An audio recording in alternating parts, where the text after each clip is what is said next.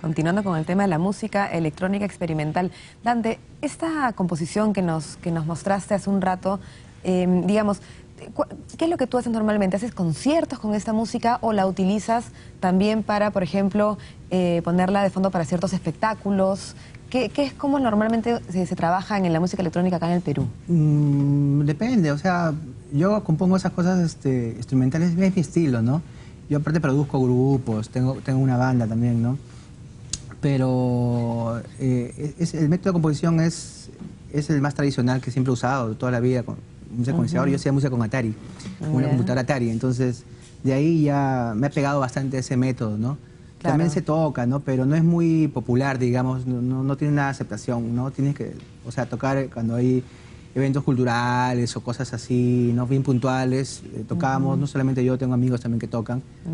Entonces, más o menos por ahí el estilo, ¿no? Y nos organizamos y hacemos eventos, hacemos fiestas así, con ese tipo de música. Un intérprete de música electrónica puede no saber tocar ningún instrumento tradicional, pero sí producir este tipo de música porque es oído y tecnología. Sí, claro, también, y sentimientos también, ¿no? Ah, no, claro, claro. Sí, ¿no? porque tú vas experimentando y vas descubriendo cosas, ¿no? En el proceso. Pero en ese sentido, digamos, como eso puede reproducir ya no diferentes géneros, sino también diferentes instrumentos. Claro. Alguien, por ejemplo, un guitarrista hacia ultranza o un percusionista, digamos, podría criticar este estilo de música y decir que no es realmente eso o no.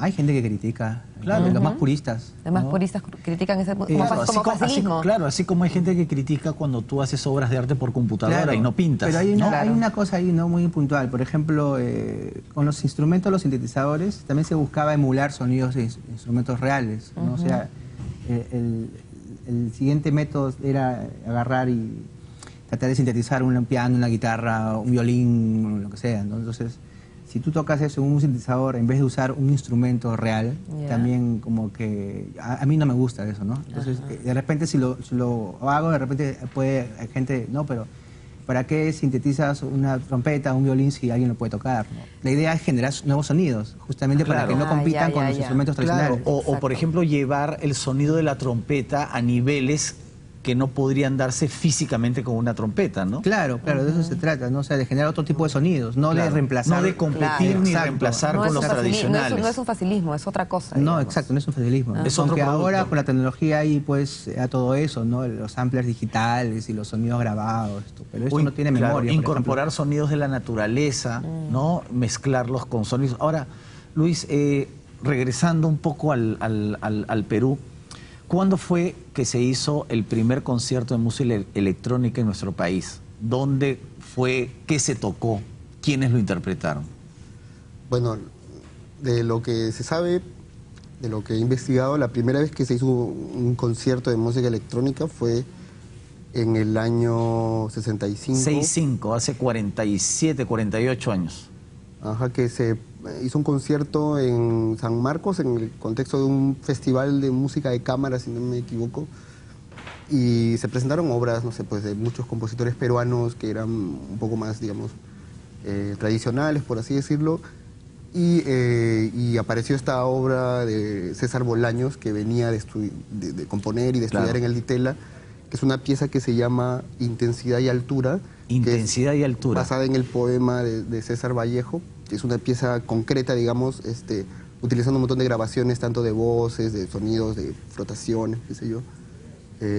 Crea una banda sonora, ¿no? Y es curioso porque en esa época, cuando un compositor, digamos, de música electroacústica, de música electrónica se presentaba, no tocaba nada en vivo, pues, ¿no? Porque era la pista nada más, era el audio lo que se presentaba. Entonces, a veces simplemente aparecía con un aparato como un reproductor de carrete y simplemente le daban ponía play y ese era el concierto, ¿no? No había una orquesta, lo que sí había, y hasta ahora sigue habiendo en ese, digamos, universo de la música electroacústica, electrónica, es que había una preocupación por los parlantes, o la ubicación de los parlantes, la manera en cómo el sonido viajaba. De hecho, la pieza de Bolaños, si no me equivoco, era para 4 parlantes.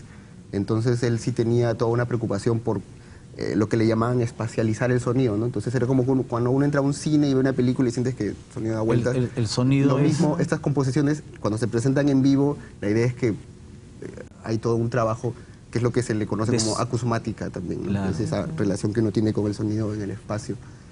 Y bueno, es curioso, pero era como que en esa época mucha gente, se hablaba mucho de música invisible en esa época, apareció ese término internacionalmente porque era como que la idea del compositor Claro. Los intérpretes no están en claro, el escenario. los instrumentos no están, no hay un escenario. Pero en la actualidad sigue siendo así, ¿no? En la actualidad sigue siendo así, digamos que desde la aparición de las laptops que ha hecho que se, digamos, multiplique la gente que hace música electrónica, hay toda una tendencia por también simplemente es alguien con una laptop tocando y haciendo una música, digamos, también muy espacializada, qué sé yo. Y creo que en cierto modo puede haber habido una cierta saturación por esta ebullición muy grande que ha habido de gente haciendo música con laptops, lo que hace que, bueno, aparezca, digamos, gente como Dante, ¿no? Un montón de gente que más bien reivindica los instrumentos analógicos, ¿no? Claro, ahora, pero la tecnología también puede hacer que tú en un concierto de música electrónica puedas generar algunas imágenes, algunos efectos para complementar el sonido, Claro, eso ¿no? es lo que ha evolucionado, digamos, Claro. Con el video, la ¿no? manera de Hay presentarlo, ¿no? espectáculos. Claro, es más visual ahora, ¿no? Si, por ejemplo, hay una carencia en la parte interpretativa, se puede complementar, ¿no? Visual, inclusive en 3D, y eso pues te da otra sensación también, ¿no? O sea, la cosa es estimular todos los sentidos, ¿no? Al mismo tiempo, ¿no? Tanto auditivo, visual, ¿no? De hecho, hay softwares actualmente como el Max o Pure Data que están hechos para trabajar audio e imagen en tiempo real, ¿no? O sea, como que ya hay, digamos, una preocupación muy grande por la manera en cómo se presenta esta música en vivo, ¿no? Que suelen ser, digamos, de manera a veces muy espectacular, ¿no? A pesar de que a veces no haya necesariamente gente en el escenario. Para definirlo un poco mejor, Dante, ese tipo de música electrónica experimental, o sea, ¿tú te consideras como parte de la música electrónica experimental? ¿Y qué cosa significa experimental específicamente? Digamos, ¿es como que todo lo que no es otro género? Claro, bueno, experimental, ese término siempre tiene un poco peleado, como dicen, ¿no? Claro. Es Porque- un genérico también. sí, pues, es música claro, o experimental. sea- Todo el mundo, todos experimentamos con la Todos música, ¿no? experimentamos, Cada sí. composición es un experimento. Pero yo, o sea, yo soy más tradicional en base a un estilo ya, no experimento con el sintetizador, sí, no los sonidos y todo eso, efectos, eso, pero de ahí a que la música en sí sea experimental, no creo que sea así, ¿no? La tuya. Exacto, ¿no? Ajá. Sin embargo, sí hay. Hay música electroacústica que se experimenta con voces, con otro tipo de instrumentos, mezclados con electrónica, ¿no? Por ejemplo, Stockhausen lo que hacía en los 50 era experimentar con la voz humana, generando otro tipo de sonido, o sea, usándola como un instrumento, no de canto, sino de ruido, de sonido, de tono, ¿no? Con micrófonos o cosas así, o con la acústica de la calle, ¿no? Claro. Hay una sinfonía con helicópteros, me parece que también, entonces una sinfonía. Entonces eso me parece sí, es válido el término experimental. Pero si yo voy a usar un instrumento que ya está condensado acá, digamos, muchos años de experimentación, porque para hacer esto ya se experimentó, o sea, Claro. esto ya está conectado. Bien ¿no? experimentado, Claro, claro. o sea, antes se experimentaba con osciladores, con módulos separados, ¿no? Acá es todo integrado. Pero aquí es lo único que te permite es hacer el sonido que tú desees, ¿no? Claro. Dentro de sus limitaciones también, porque también todo instrumento tiene sus limitaciones. Claro, claro. Antes cada uno podía ocupar una pared Exacto. tranquilamente. Antes, claro, antes el oscilador ocupaba una pared, los filtros eran otro módulo, ¿no? Entonces, por eso era una música de laboratorio más que todo, ¿no? No podías llevar eso, moverlo, ¿no? Imposible. Claro. Y ahora ya está acá, ¿no? Y esto es en los 70s, ¿no? Ahora lo tenemos en el iPad, esto acá. Claro. Increíble. Entonces, es así, ¿no? ¿Y existe acá en la actualidad personas que hagan música electrónica experimental, que sigan experimentando con cosas nuevas? O... Sí, claro que sí. ¿Como sí, quién? Siempre, ¿Algún siempre representante ha habido. ahora? Con la electrónica, bastante, por ejemplo, que experimenta, me gusta su sonido de jardín, por ejemplo, ¿no? Que le gusta el sonido, más que todo por encima de todo, el sonido análogo. Hay un montón no se me viene a la mente, ¿no? Pero hay Ya, gente que ha hay un experimentado montón, sí hay bastante. gente. Sí hay gente, sino que, como te repetí al principio, somos grupos cerrados, que hacemos cosas así entre todos, entre nosotros, y es así, no es una cosa que sea muy popular. Claro, por supuesto. Ahora, vamos a escuchar ahorita, Dante, una nueva composición, una diferente que se llama Horizontes de Sucesos. Horizontes de ¿Por qué, Sucesos. ¿Por qué ese nombre? Sí, es un término de física, de astrofísica, ¿no?